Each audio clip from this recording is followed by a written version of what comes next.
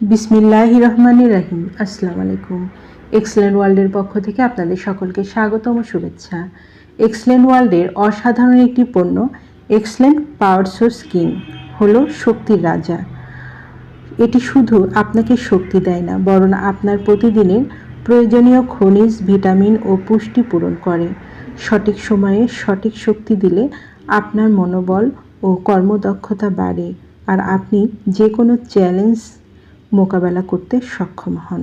চলুন excellent power source কিংয়ের উপকারিতাগুলো জেনে নিই।